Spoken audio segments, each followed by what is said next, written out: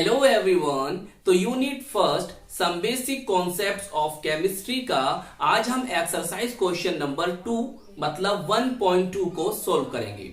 इसमें हमें क्या दे रखा है, इसमें हमें सोडियम सल्फेट Na2SO4 दे रखा है और इस सोडियम सल्फेट के अंदर जो एलिमेंट्स मौजूद हैं हमें उनका मास परसेंटेज को कैलकुलेट करना है। तो चलिए फिर शुरू करते हैं आज की अपनी ये वीडियो। तो देखिए हमें एलिमेंट की मास परसेंट या मास परसेंटेज को कैलकुलेट करने के लिए क्या करना होगा।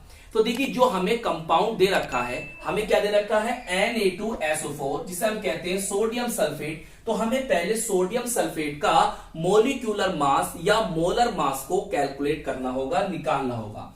देखिए कैसे करेंगे। आपके पास है सोडियम एक एलिमेंट है, आपके पास सल्फर है और तीसरा क्या है आपके पास ऑक्सीजन, और इन्हीं एलिमेंट की आपको यहां पर मास परसेंट भी निकालनी है। तो देखिए सबसे पहले क्या करें, सबसे पहले आप molar mass of the sodium sulphate मतलब सोडियम सल्फेट का हमें पहले मोलर मास कैलकुलेट करना होगा। देखिए हमारे पास है Na और कितने हैं ये 2 है, हमने यहां लिखा है 2 और Na का एटॉमिक मास होता है 23 लिख दिया। फिर प्लस करा, उसके बाद हमारे पास अगला एलिमेंट है सल्फर और सल्फर का एटॉमिक मास होता है 32 लिख दिया।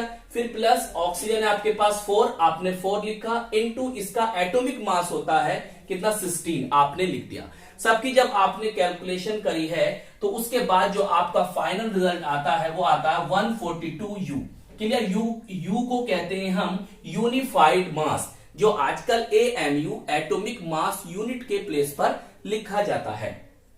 आपको कहीं कहीं ग्राम भी लिख सकता है, कोई ग्राम भी लिखा हुआ मिल सकता है या ग्राम पर मोल भी लिखा हुआ मिल सकता है।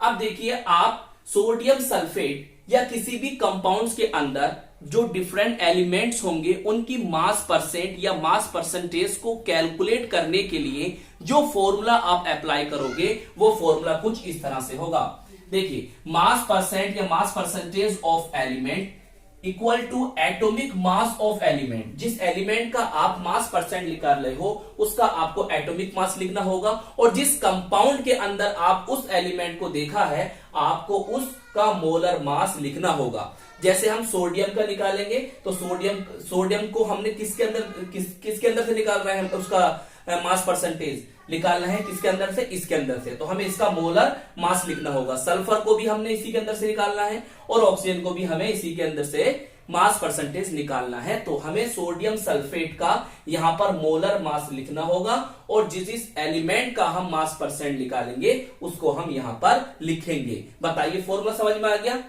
चलें फिर। तो देखिए पहला एलिमेंट आपके पास है सोडियम। तो सोडियम का देखिए एटॉमिक मास होता है 23, मगर यहां पर 2 क्यों लगाया, क्योंकि यहां पर Na2 है। क्लियर, 2 लगा दिया और अपॉन आपने इसका मोलर मास जो है 142 लिख दिया और इंटू 100 कर दिया। इसको आप कैलकुलेट करोगे तो आपका जो आंसर आएगा वो आएगा 32.39%। तो आपने क्या जाना कि यहां इस कंपाउंड में जो सोडियम की परसेंट है वो कितनी है, इतनी है। क्लियर। इसी तरह से आप करिए मास परसेंट ऑफ सल्फर। सल्फर की भी आप मास परसेंट कैसे निकालेंगे। देखिए सल्फर का जो एटॉमिक मास है वो कितना होता है 32 होता है, और जिसके अंदर आप उसको कैलकुलेट कर रहे हो वो आपका कौन है, सोडियम सल्फेट है। तो उसका यहां पर मोलर मास लिख दोगे, इंटू 100 करोगे, कैलकुलेशन करोगे तो 22.54% ये आपके सल्फर का मास परसेंट आ जाएगा। इसी तरह से देखिए आपको ऑक्सीजन की मास परसेंटेज निकालनी है। कैसे करना है, देखिए आप यहां पर सबसे पहले ऑक्सीजन का एटॉमिक मास 16 लिख दिया। 4 लिखने की वजह क्योंकि यहां पर क्या है 4 दे रखा है। क्लियर। आप अपॉन किसके अंदर निकाल रहे हो, आप निकाल रहे हो Na2SO4, तो उसका मोलर मास आपने लिखा, आपने कैलकुलेशन करी जिससे आपका पास रिजल्ट आया 45.07%।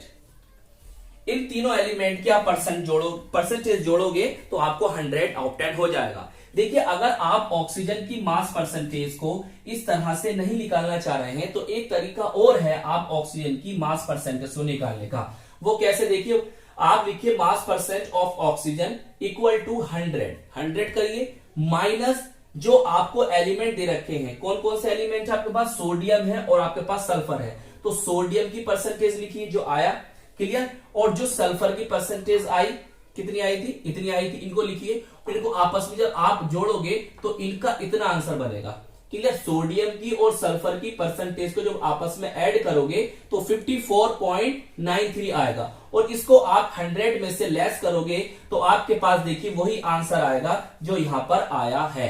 तो आप इस तरह से भी निकाल सकते हैं ऑक्सीजन की, और इस तरह से भी आप ऑक्सीजन की मास परसेंटेज को कैलकुलेट कर सकते हैं। तो ये था हमारा एक्सरसाइज क्वेश्चन नंबर 2 या 1.2। 1.2 का मतलब है यूनिट फर्स्ट का क्वेश्चन नंबर 2। तो ये एक्सरसाइज क्वेश्चन नंबर 2 है, जिसमें हमें क्या दे रखा था, सोडियम सल्फेट दे रखा था, और इसके अंदर जो डिफरेंट एलिमेंट हैं, सोडियम है, सल्फर है और ऑक्सीजन है, हमें उसकी मास परसेंटेज को कैलकुलेट करना था। इसी तरह से अगर आपके पास कोई भी कंपाउंड आ जाए, जैसे मैं अगर आपको H2O दे दूं और मैं कहूं कि बताओ आप हाइड्रोजन और ऑक्सीजन की मास परसेंटेज को कैलकुलेट करिए, तो कैसे करोगे? ये करने का तरीका बिल्कुल यही करना है आपको। सबसे पहले आप जो आपको कंपाउंड दे रखा है उस कंपाउंड का आप सबसे पहले मोलर मास को कैलकुलेट कर लोगे। आप मोलर मास निकाल लोगे, उसके बाद आप ये वाला फॉर्मूला लगाना। जिस भी एलिमेंट का आपको, जैसे ऑक्सीजन का निकालना है, जैसे जल का मोलर मास कितना आ जाएगा, 18 आया था नहीं, इसका 1 रखोगे, इसका ऑक्सीजन का कितना 16 रखोगे तो 18 आ जाएगा। अब आपको हाइड्रोजन की मास परसेंटेज निकालनी है, तो यहां पर हाइड्रोजन लिखिए। हाइड्रोजन कितने हैं सर, 2 हैं, तो यहाँ 2 लिख दोगे, इंटू कितना 1 अपॉन 18 इंटू 100 कर दोगे, तो यहाँ पर हाइड्रोजन परसेंटेज आ जाएगी। इसी तरह से ऑक्सीजन की अगर आपको निकालनी है तो ऑक्सीजन एक ही है, ऑक्सीजन यहाँ लिख दोगे, क्लियर। और यहाँ पर कितने लिख दोगे, ऑक्सीजन कितना होता है 16 होता है, और अपॉन 18 कर दोगे, इंटू 100 कर दोगे, तो ऑक्सीजन की परसेंटेज आपके पास आ जाएगी। तो आई होप आपके पास कोई भी कंपाउंड आ जाए और उस कंपाउंड में आपसे किसी भी एलिमेंट की मास परसेंटेज को पूछे तो आपको इसी तरह से करना है। तो ये क्वेश्चन आपको अच्छी तरह से समझ में आ गया होगा। तो हम मिलेंगे आपको इसकी नेक्स्ट वीडियो में। आप अपना, अपने परिवार का ख्याल रखिए और खूब मेहनत से पढ़ाई करते रहिए। जय हिंद, जय भारत।